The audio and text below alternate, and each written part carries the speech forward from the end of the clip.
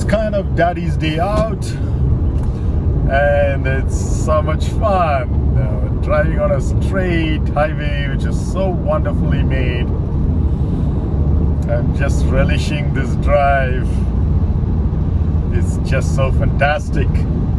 And apart from Vinyas's wedding, the main attraction, the second attraction is the Harihareshwara Mandir Devasthana. The third attraction is Meetaji's Arasi Farms, Valvalkar Farms. And the fourth attraction is, of course, the world famous Davanagere Benne Dose.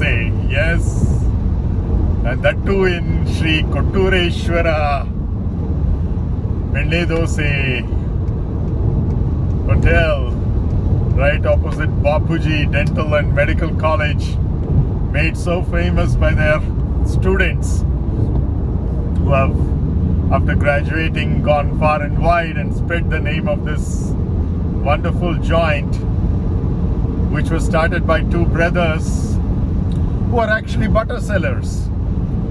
It's a tradition in Davanagere to sell the wonderful, yummy, delicious and tasty butter of the wonderful cows of central Karnataka in Davanagere town, where the Benne Dose is made, along with the Alugade Palya and the coconut green chili chutney. Not a big fan of onions, garlics and green chilies, as all of you know, but could be specially tailored for my taste buds too.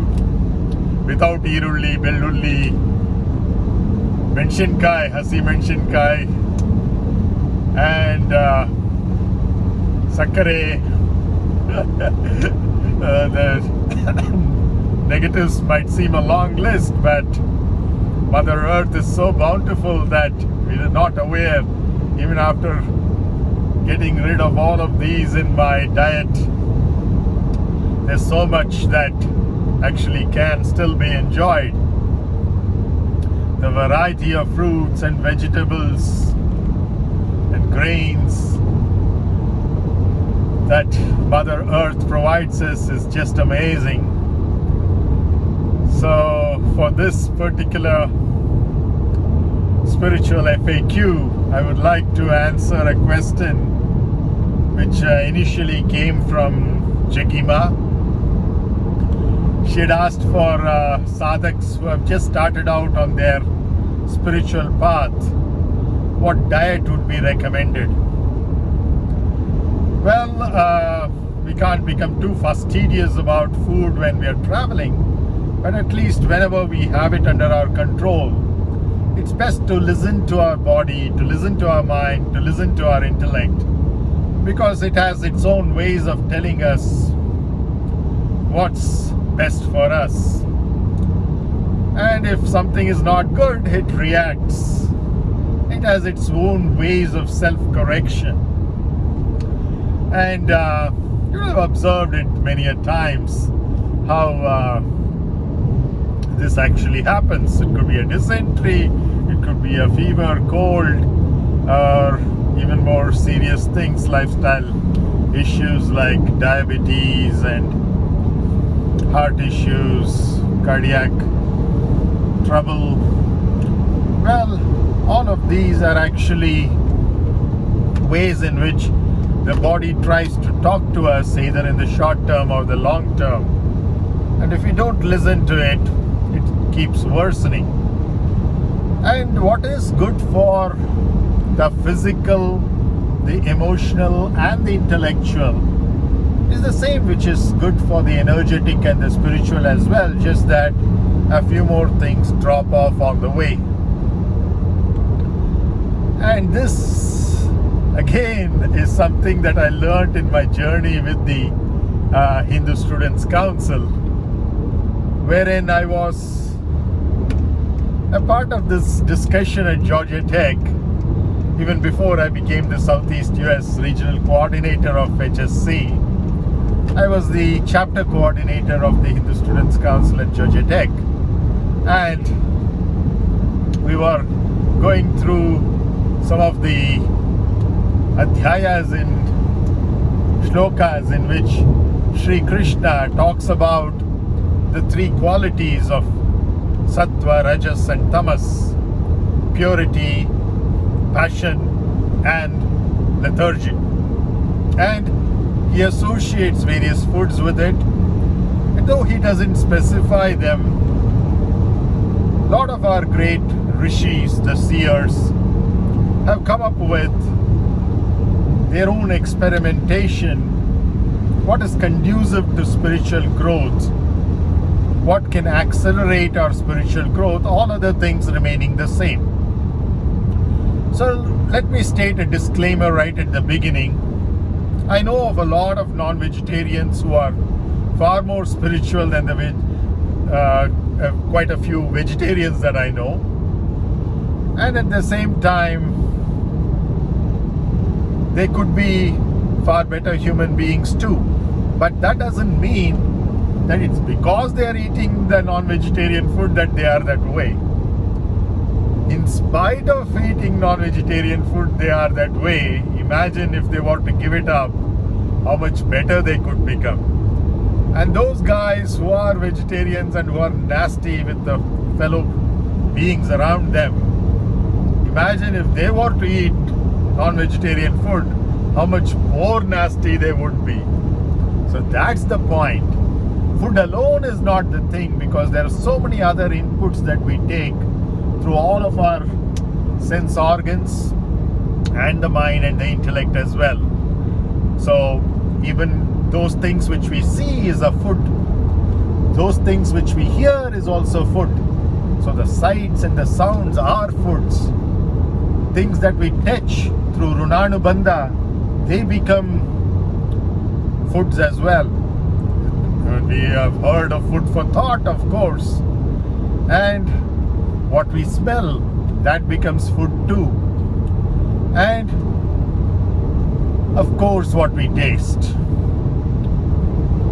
So now, coming to the foods that are conducive. During the discussion, it became quite heated because there were quite a few vegetarians as well as non-vegetarians in the group. And of course, the same tongue which tastes is also making the arguments over there, and therefore it wouldn't give up easily, right? Whatever it likes, that's the thing. Now, here I was, once or twice a week non-vegetarian from my age of, let's say, 10 to say 22, 23, and then I land up in the US and people think he'll become an even bigger vegetarian than he ever was. And here I am. For the last 27 years I have been a vegetarian who doesn't even eat eggs, fish, onions, garlic, and as far as possible avoids green chilies, red chilies, asafoetida, peringayam as we call it in Tamil, and a few others. Now, how did all of this happen? Well, the same way that the great rishis did it, through experimentation. I said, okay, this is how I am right now in terms of my behaviors, how I treat my fellow human beings, and how I relate to my work, which at that point of time was research, and therefore studying and derivations, computations, all those kinds of things that researchers normally do. And I said, okay, for a week I will give up the chicken that I'm eating, the eggs that I'm eating twice a week, I'll give that up too. And didn't find too much of a difference. Let's say, okay, maybe let me extend this experiment by a couple of weeks. And there was quite some change in the way I was behaving. I was getting less angry. I was far more peaceful. I was much more alert in my classes. I was much more efficient in my research, much quicker at getting to the results, much more friendly with human beings. Even people whom I had not known before, I could get into friendships with them, total strangers of many different cultures. And all of these, and along with that, some of the extracurricular activities that I was doing, like drama, became much more of a breeze, especially memorizing dialogues, which was always a difficult thing for me because I'm a spontaneous guy. Even giving talks at conferences, I like to give it spontaneously rather than prepare and give it. But there she was, my director, Mamta Mishra, who was a taskmaster. She would want it the way she had written the dialogue. She was not only the director but also the dialogue writer. And I could do it much better with the vegetarian food that I was eating. And then reading the wonderful writings of great saints, many of them, but in particular Swami Shivananda of the Divine Life Society, who says that onions and garlic are far worse than non-vegetarians for those who are on the spiritual path, especially with brahmacharya. And lo and behold, here I am for the last 2 decades, never touched onions and garlic. And yes, they have medicinal values, but why do you eat medicine as food unless you are so sick, right? So keep them for those days when you're sick and need a medicine. Okay, I'm at a toll, and this would serve as the spiritual FAQ for this Thursday, and crossing over close to Tumakuru on the way to Davanagere.